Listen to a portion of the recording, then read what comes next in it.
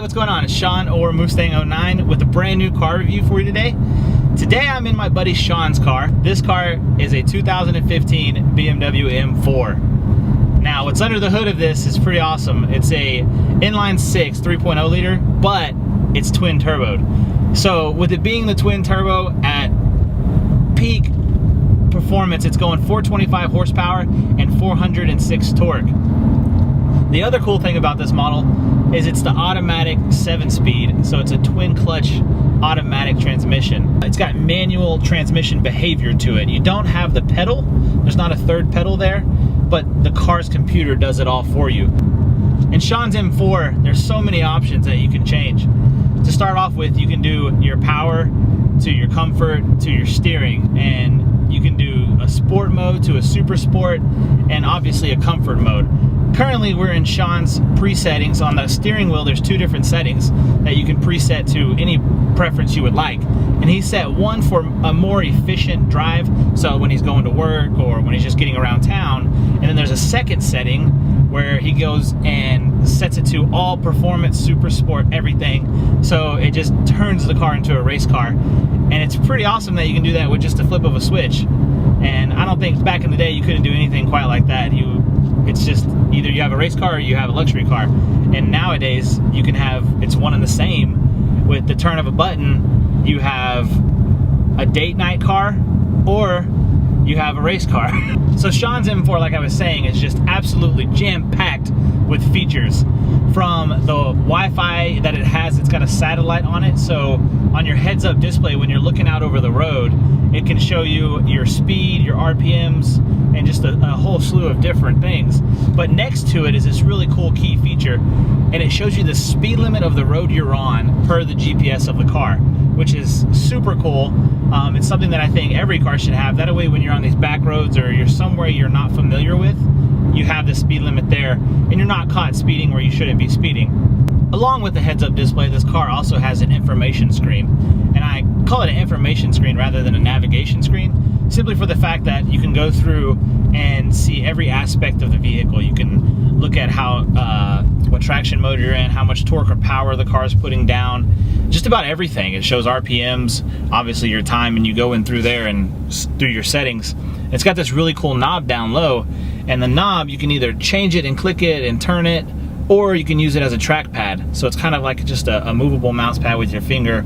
And so when you go in and you want to find something in particular and you need to spell it out, instead of turning it, you can actually write on it with your finger and do letters, and it'll figure that out and search for it. I'm sure many of you guys have seen the video of the 2015 M4 commercial where it's on the aircraft carrier and it's just kind of drifting around the edge and everything. Well, this is that car, and this car is that exciting to drive all the time. I do have to say I'm a little cautious to get too on it just because of the car itself. One, it's very powerful. Like I said earlier, it's got 425 horsepower. But the second thing is the price tag.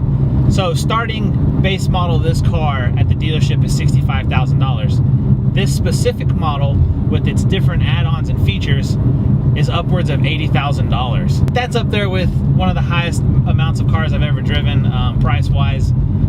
It's very cool, and I can see why people would pay that. Like I was saying earlier, not only does it have the performance factor to it, it's got the luxury. Outside looking in, it looks kind of small. When you get inside, it balloons, it bubbles out. It's the back seat, it looks functional to me. It's a bigger back seat. Being behind the steering wheel, it's leather wrapped. It's got the red and blue stitching on it just for BMW.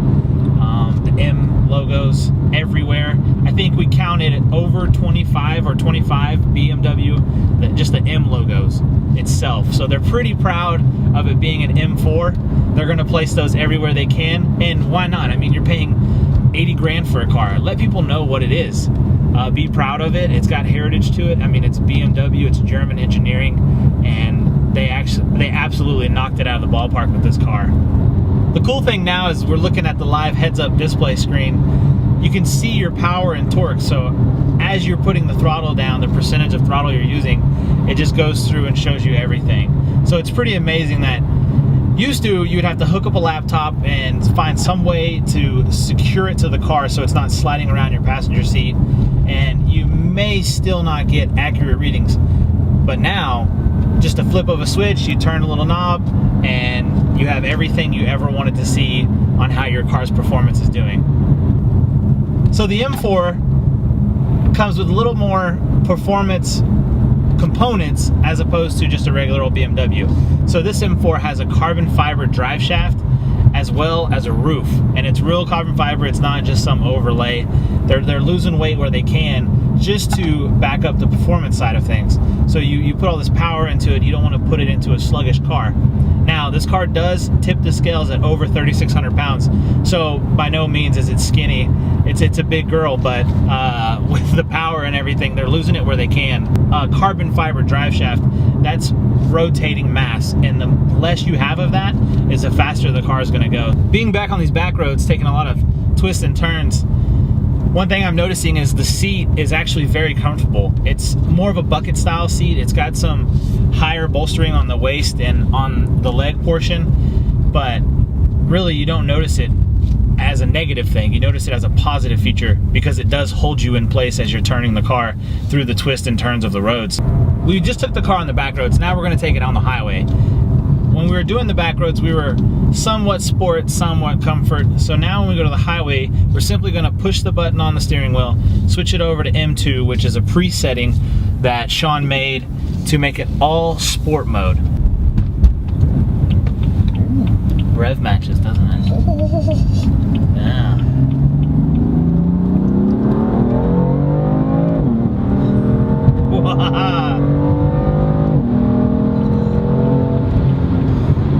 You're gone.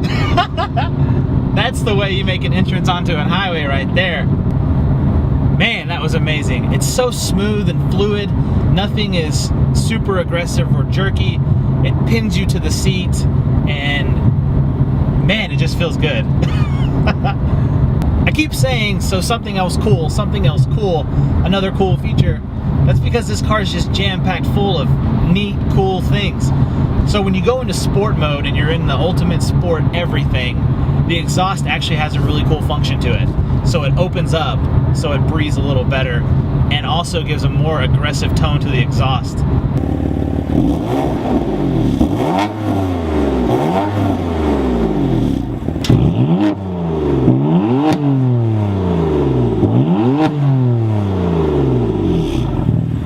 We're gonna drop it down again. We're in fourth. And right around 5,500 is where it just absolutely picks in. It bites and sends you flying. That's incredible. The first thing I noticed when this car pulled in the parking lot just to do this video shoot is the awesome color of it. It's similar to the Mustang Grabber Blue, but it's a little bit lighter, it's a little softer, and BMW calls theirs the Yas Marina Blue Metallic. And I hope I'm saying that right. I don't know. For any of you BMW purists out there, if I'm saying it wrong, feel free to correct me in the comments. This car has 5 external cameras.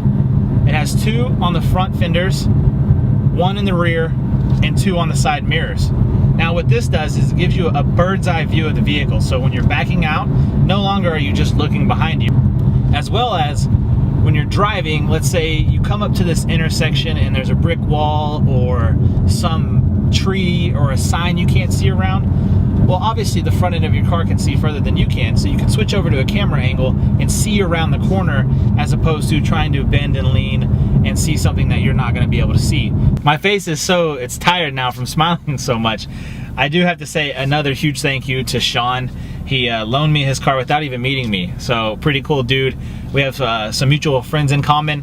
And if you're interested in following his build, I'll put his link down below to his Instagram. So if you want to follow along and see all the mods he does to this beautiful car, you can do that. Tell him Sean or Mustang sent you, because if you say Sean sent you, that's his name as well, and he may be a little confused. But so one big thank you to Sean. And if you have any questions or comments, something that I didn't say in the video, make sure you leave a question down below, comment down below what you liked, what you didn't like, and just keep me posted. I feed and I thrive off of your guys' feedback, so I would love to hear from you guys. As always, it's been fun. Thanks for sticking around and watching the video, and it's Sean or Mustang 09, and we will see you next time. It would be nice to finish it and go, what?